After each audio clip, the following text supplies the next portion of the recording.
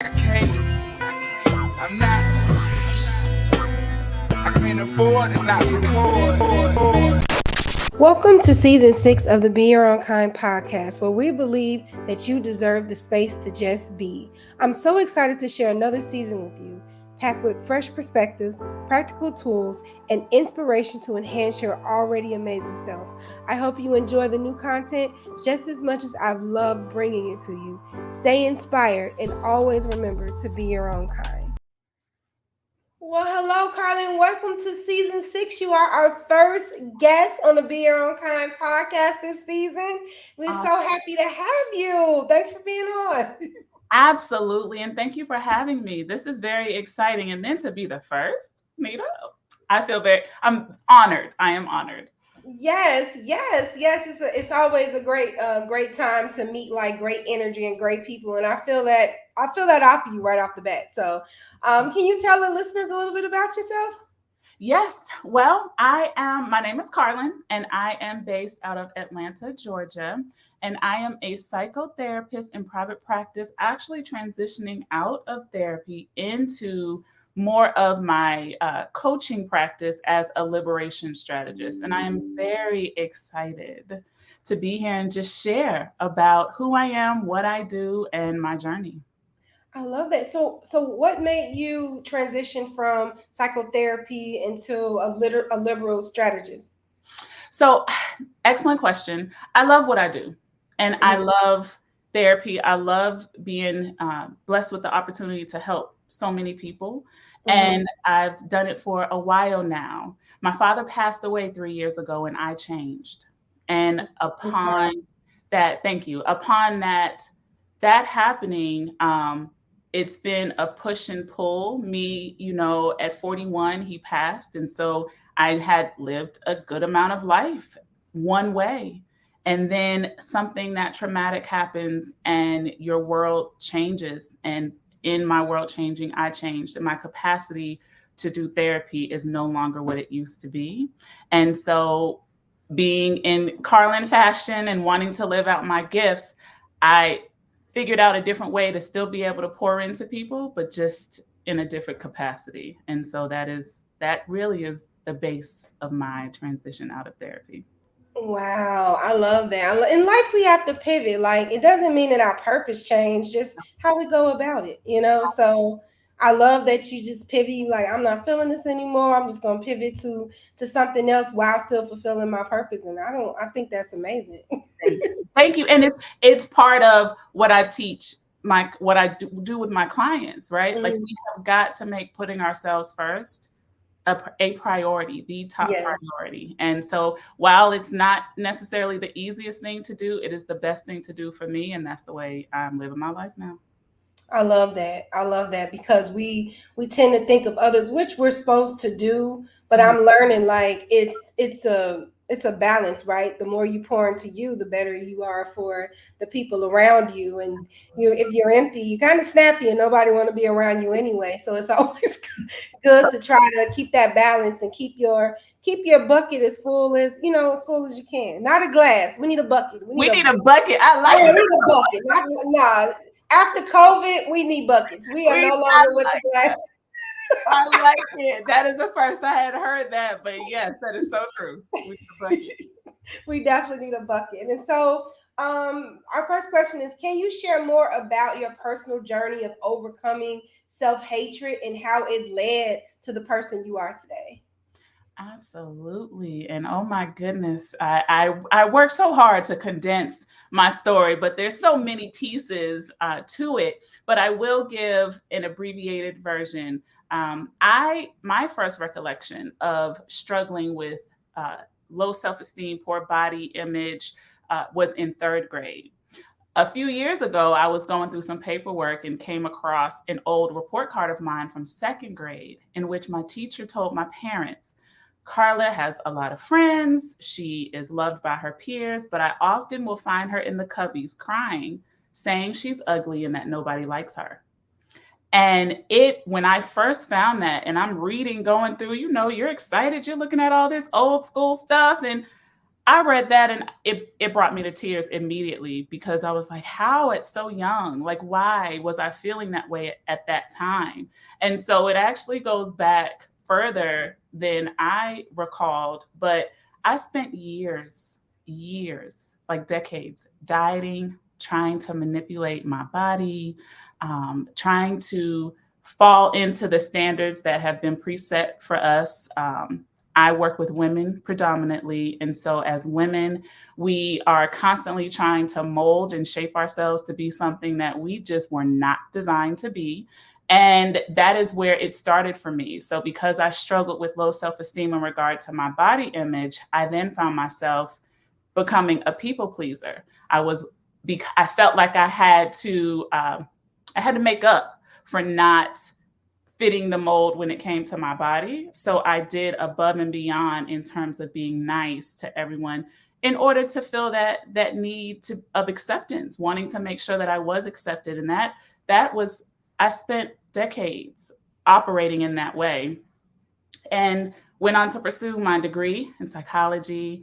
I later went on, after spending a lot of time dieting, I had finally arrived and lost a lot of weight. And so now I'm the expert, honey. And so I go and I get my certification to be a health coach. And I ended up in a place of depression. I was depressed and I was beating up on myself because how am I a depressed therapist, which is very possible, by the way. But how am I a depressed therapist? And due to not being motivated and being in a space, I started gaining weight again and my gaining weight back. And I was upset at myself for that because now I was on repeat. I had in my head, you're a depressed therapist and an overweight health coach. How are you good for anybody? What can you do for anyone? And my life just started to kind of fall apart in multiple areas. And I stood in my kitchen one day and I was like, God, please forgive me for what I'm about to do, because I stood there with a handful of pills and I was just like, I can't do this anymore. Like, this just isn't my life. And I was asking for his forgiveness because I knew that what I was about to do was not going to be pleasing to him. And I was like, look, if there's anything that you want me to know before this, I'm crying and my phone rings and I have it beside me in the kitchen. And, you have screensavers on your phone and little pictures. And it was my brother calling, but it was a picture of my niece. That was his photo. And that broke me because I love my family to pieces. And there was absolutely no way that I could leave them with the amount of pain that they would feel if I left. Right. Yeah. So that was the beginning of my journey. I crumbled when he called. I sat on the phone, and that was the beginning of my journey to figuring out what it was that I really needed to work on, because it was no longer about seeking external validation. My inside was broken and I needed to really spend time working on that. So I started going to therapy. I started just really going hard in self-development and learning all the things that I had been taught in school. I applied them to myself and just really spent several years with me and learning to love me. And that came with ups and downs and lots of trials. But it got me to this place. And I know that I went through what I went through, so then I can help other people kind of condense it, because it took me a while. And so now I'm here. I love that. Is such an inspirational story. And I read it, how you listen to someone's story and you're like, that's kind of similar to mine.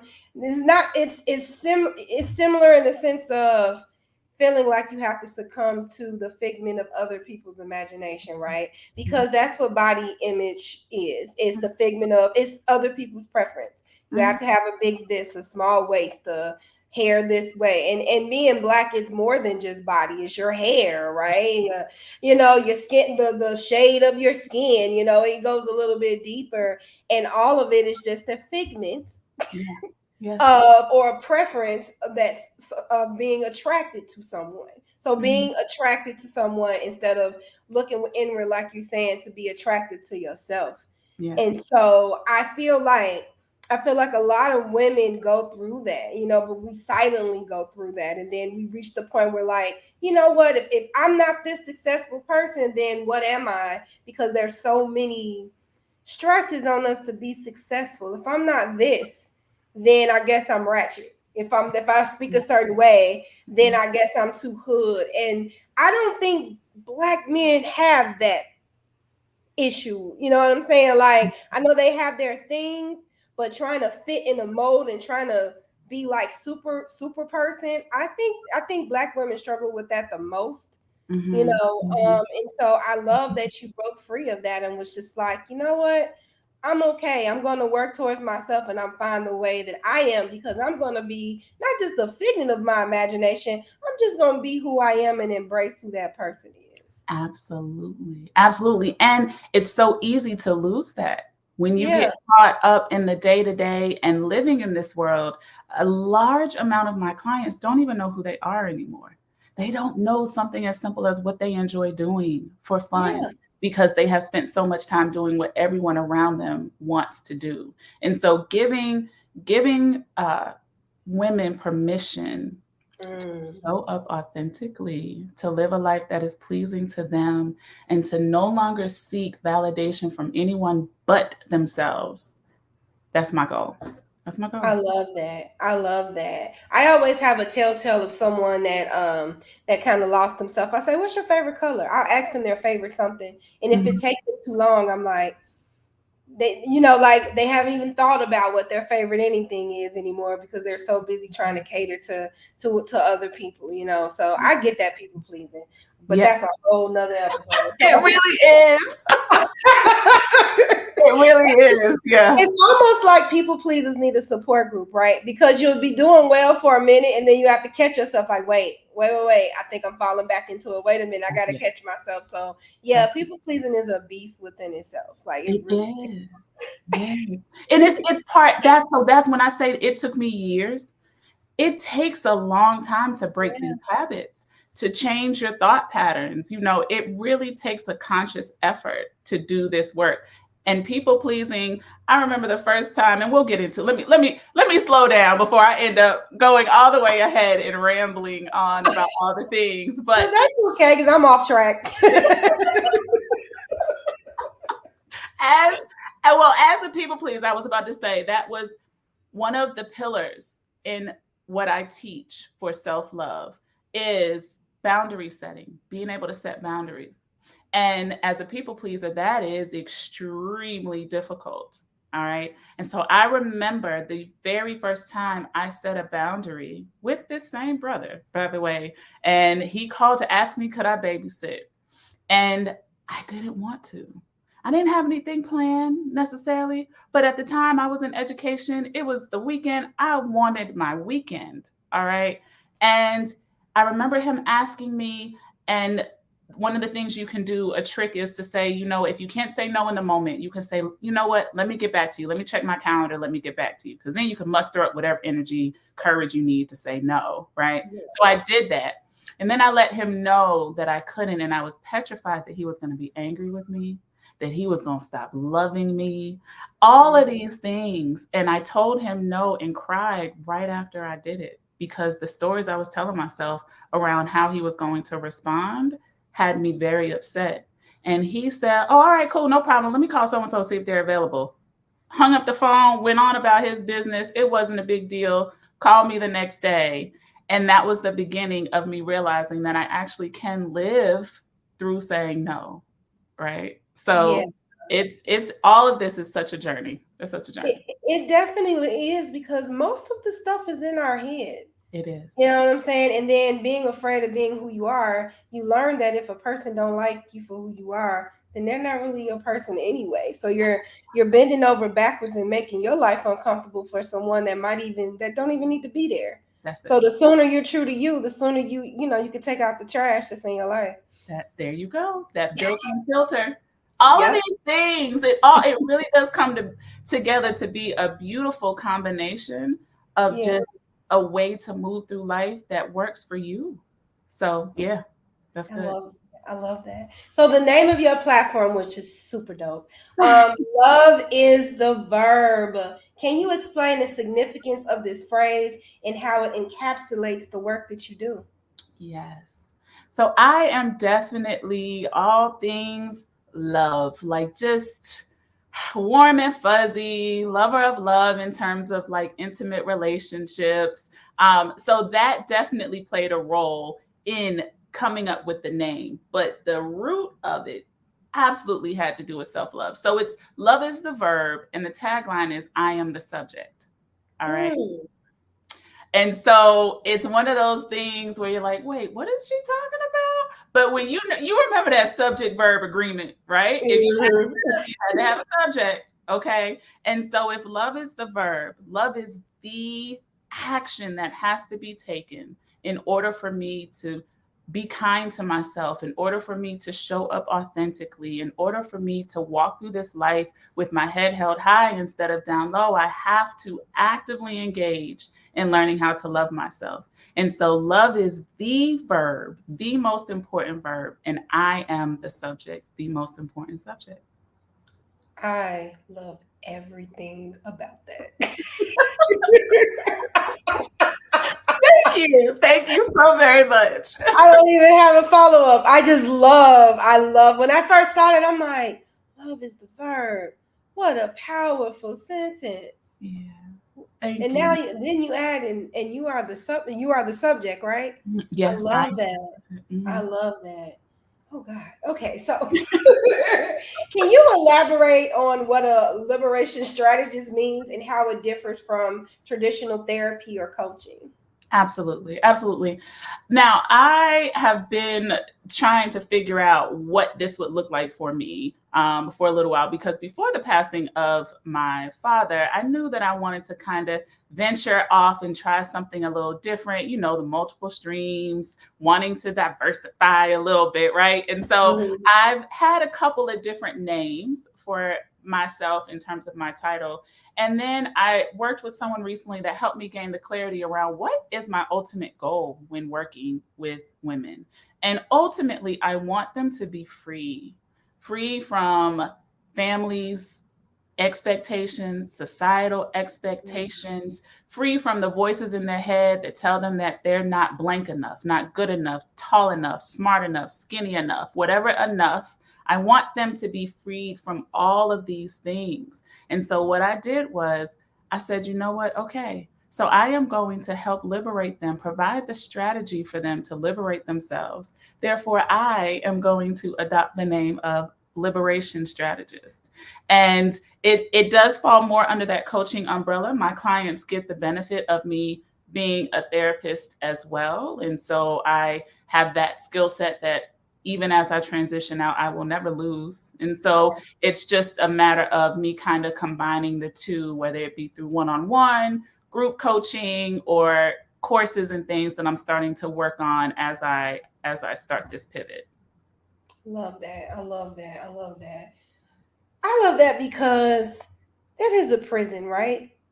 It is. When you don't feel enough, or when you don't, you're like you hit me with the you're not good enough, you're not this enough, you're not that enough, and that's a prison because you're in rooms and you're thinking that people are thinking these things about you, so you're not even free to be around these people because you have all of these things going on in your mind and your head, and it robs you of your moment.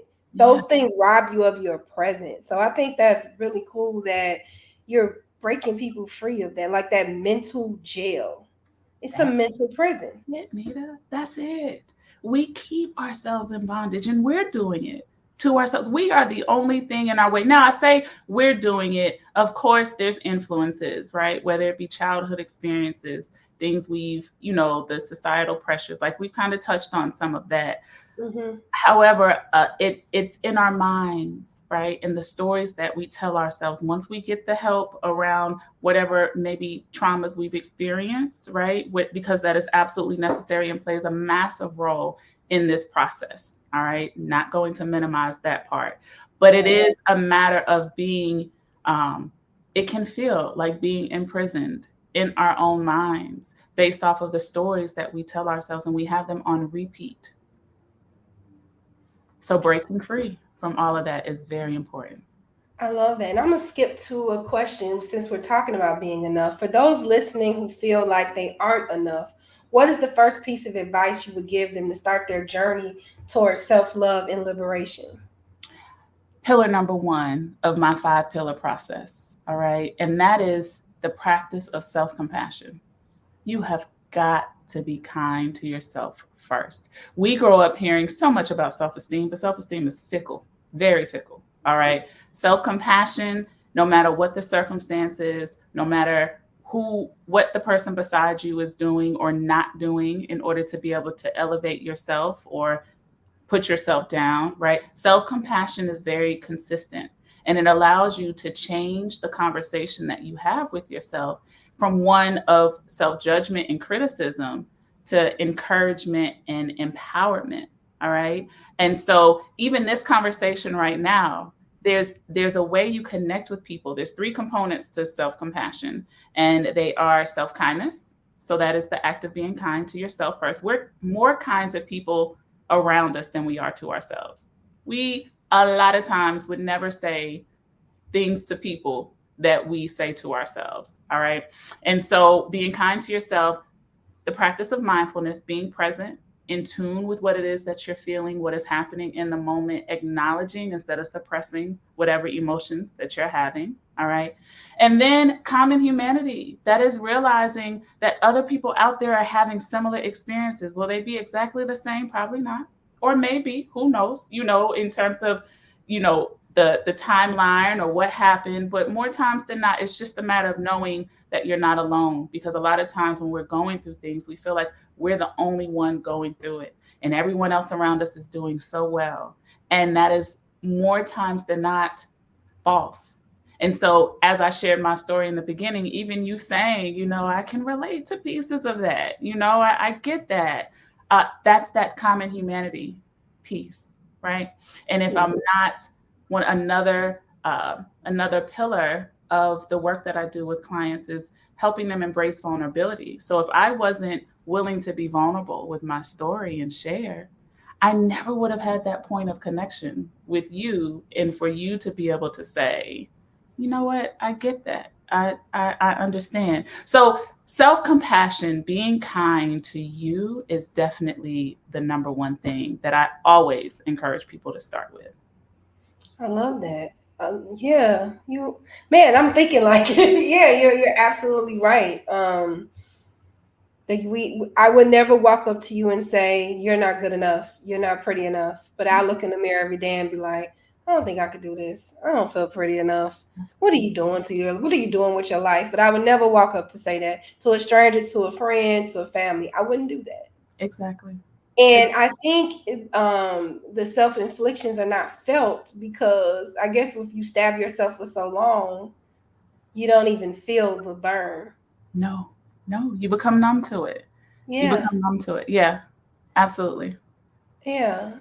And so it really does start with loving, not even if you haven't reached a point of like this top self love, Mm-hmm. just like being sympathetic to, hey, this is the knowledge I had and experience I had in that moment, and I did the best I could. Like that's my favorite thing. Like, look, even in my prayers, Lord, I am doing the best I can. Like, Mm-hmm.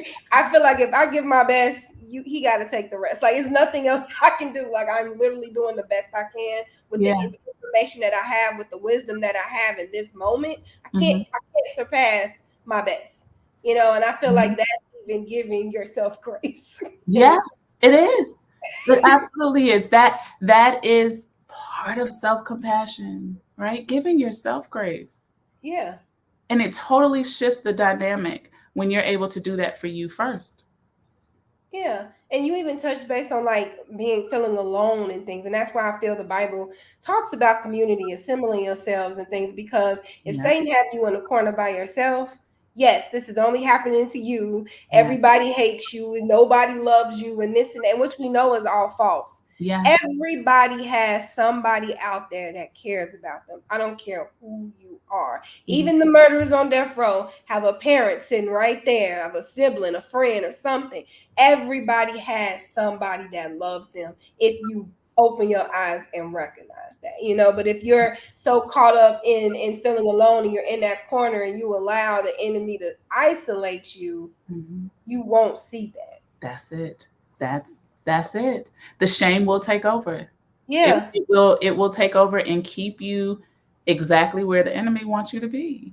And we're not doing that. We're just not doing that anymore. No. Yeah. And that was my big thing with the loan thing. And then I started opening up my phone when those thoughts came. And I started scrolling through my contacts.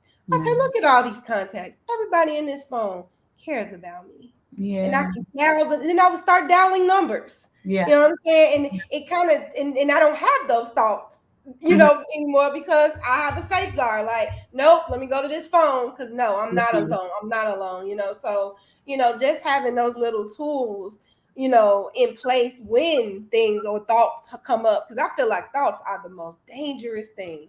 They can make or break you. You know, so once we can change perspective, I feel like that's freeing right there. Like, absolutely. The change of perspective. Yeah. But no, I'm sorry, I'm just talking. I know, and you're 100% correct though. That's why I start there with being kind, changing the conversations we have with ourselves, because that will keep you in the exact same place. Nobody has to do or say anything else to you, because you're doing it all to yourself. Right. And so it is very important to start there with the conversations we have with ourselves. And so I can't agree more. Look, my mind was just racing, and I was just like, no, I'm not about to get into any, because immediately I'm just like, part of the conversation I had with myself, look, I said I wasn't going to do it, and here I am doing it. But part of the conversation I have with myself is remembering whose I am. And the creation, like, I am unique.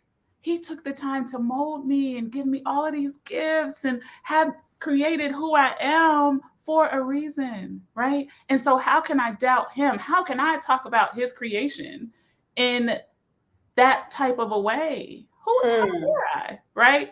Right. But even getting to that point took time, right? And so it's starting somewhere. And that is just always the first place that I point people to, is being kind to self, changing the conversations you have. I love that. I don't even know where we're at in the questions. Okay, so you created a unique roadmap to self-love. Could you walk us through some key elements, of this roadmap and how it differs from other self-help approaches? Absolutely.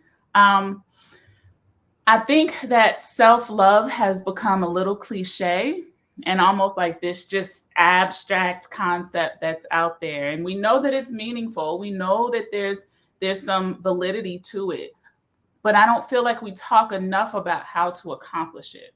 All right. Because you have self-care, which I feel falls underneath the self-love umbrella. And that's a lot of the stuff about, take yourself out to eat, do the bubble baths, like all of those things. Take care of you, and they are necessary. Do not get me wrong. All right. However, the self-love work is such an internal process. Doing all of those other things on the outside it's not going to take care of I learned that it's not going to take care of the void that I felt on the inside. And so I came up with, just after my trial and error process, I compiled a list of 5 key things that I now call pillars, the 5 pillars of self-love that helped me get to this place. And the first pillar is self-compassion. All right. The second pillar is boundary setting. We have got to learn how to protect ourselves, simply whether that's by saying, no, I'm not available today. That actually is more than I signed up to do. Can you find someone else to do this part? I'll do that part, right? Wanting to sit in the house and do absolutely nothing and just being like, I'm not going anywhere, despite the constant text messages. Girl, come on, let's go. Get out the house. No, I'm gonna stay at home, right? And boundary setting, I found, tried me the most when it came to my family, because I love them so much. And it was very difficult for me to implement boundaries with them. But that's pillar number 2, boundary setting. Confident communication is 3, and 2 and 3 kind of go hand in hand. In order to implement said boundaries, you have to be able to communicate confidently. You have to know what it is that you want to say and mean what it is that you say. And so learning how to communicate what it is that you're feeling and thinking is pillar number 3. Pillar number 4 is the practice of being vulnerable. All right. You have to, life is hard and it's one big ball of vulnerability. Nothing is promised. There's risk with a lot of things that we want to accomplish in life, want to do. And I had a whole nother podcast is my dating life, right? What that looked like. All right. But that required me to be vulnerable, put my heart back out there again and again after it being broken. So that's pillar number 4. And then pillar number 5 is radical acceptance, because we live in a world where things happen. And my lack of acceptance doesn't change the fact that said thing happened. All it does is keep me in that moment of time and prevents me from being able to move forward, whatever it is. Radical acceptance isn't saying I like it, I agree with it. If it's someone, you can choose whether or not to even forgive, right? I recommend you do, but you can choose whether or not you forgive. Acceptance gives you the ability to move forward. It gives you the ability to move forward and not hold on to a bunch of bitterness and sadness and frustration and all of the things that can come with that. And so with this unique combination of those 5 things, teaching that and instilling that into my clients has been very beneficial. And that was the process I had to go through as I was trying to pick and figure out, how do I accomplish this feeling of like ultimate self-love? And that's how I did it. Wow. Those are powerful pillars right there. It's the effective communication, because sometimes you can set that boundary and not stick to it. You can say, I'm not going to do this anymore. And people act like 5-year-olds when you set boundaries. They get very crafty to see how far they can go to get you to like pull that boundary up. And if you're not strong enough, you look up and you still in the same pattern. You know, so standing firm on it, like, no, on Wednesdays, that's my day. Can you? Nope. I told you last week, Wednesdays. Nope. And then after a while, people, it's not just animals that you can condition, you know, like, I mean, technically, I guess we are animals, but yeah, like after a while, people get conditioned, like, dang, I can't go around here. I can't go over that. That's that boundary. You know what I'm saying? So it's like sticking to, because I always told somebody, I think I told my mom, I'm like, setting boundaries is easy. Maintaining them is hard. Yeah. And sometimes people, it's interesting to hear you say that, because sometimes people have a hard time, well, coming out of the people pleasing world for sure. Right. Yeah. But that is absolutely it. And being able to communicate that appropriately is very important. It's a key part of that process. Yeah. And I love the radical acceptance as well. It's like, you know what, it is what it is. This wasn't my best hour, but you know what? I can't go backwards. So I just got to learn from it, you know. They took me there, and I actually, you know, I packed the bag and I went there, you know what I'm saying? So it wasn't my best hour, but it is what it is, you know what I'm saying? And instead of like 3 days of beating yourself up because you was working on your temper and it didn't work out this time. Like, because I feel like we rob ourselves of the human experience, right? I always wondered, and I actually asked God, why would you give us free will? Why would you do it? Why do you give us the choice? You know, like the freedom to make these choices when you know that we're going to make terrible choices. But then I realized then we're robbed of the human experience. Yeah. Yes. You know, so he's allowing us, he's even allowing us to be us more than we allow us to be us. Allow us to be us. And he gives us the ability to choose him. And when you choose him, it definitely helps with that whole process of making the right choice and the decision when you just surrender and allow him to guide and order your steps. It took me many years to figure that out, honey. Oh my goodness. Yeah. I would give him certain things. Like, I'm like, I got this part. You can handle this. And of course, all the stuff I was handling, terrible. Crumble. You know what I'm saying? Like, and then I'll come back like, okay, you can have this too. Like, Yeah, slowly giving the just really knowing good and well if we just would have done it sooner. But that's part of the Hey, process because now the yeah, appreciation I have, it hits very differently now, right? That I've been through everything I've been through. And so it's all plain, it's all he knows. He knows what he know, we he trying to know. figure it out. And Mhm. what makes it such a blessing, going in the lines with what love is the verb, is for him we are the subject. You know what I'm saying? And he loves us despite, he knows all the secrets, all the hidden stuff we don't even Mhm. talk about, all the feelings, all of this. And he loves us anyway. He forgives us time over time, because I read somewhere where God already has factored in sin, because he know we're going to make bad decisions. So when Mhm. people feel and they run away from God, it doesn't make sense, because you can't out sin his love and his forgiveness. He already factored in when he made you that you were going to mess up. Absolutely. So imagine if he knows that, right? Imagine if we showed ourselves that same level of regard. Man, powerful. It would be amazing. Yes. Like I'm gonna already factor in I'm gonna mess some stuff up along the way. So when it Yay! happens, I don't need to beat myself up, because I expect it for Yes. it not to go 100% perfect. You know Mhm. what I'm saying? And So that's okay. And that's yeah, okay. Yeah. yeah. Yeah. Oh my God, I got chills with that one. So, okay, so here at Be Your Own Kind, wait, Mhm. no, let me ask you your future goals first. What Okay. are your future goals for love? See, this is what happened when I go on break for the summer, y'all. What are your future goals for Love is the Verb, and how do you plan to continue empowering women through your work? Keep doing this, right? Keep doing the work that I do. My future desire, I would love to just see a community of women coming together, supporting one another, encouraging one another, letting that have a trickle down effect to our babies, our girls, our teenage girls, our adolescent girls, starting with them 2, 3, 4 years old, teaching them these things. That is ultimately what I would love to see happen with Love is the Verb. It just being being a movement of sorts. And I've learned that as long as one person, I impact one person, that's all that's necessary.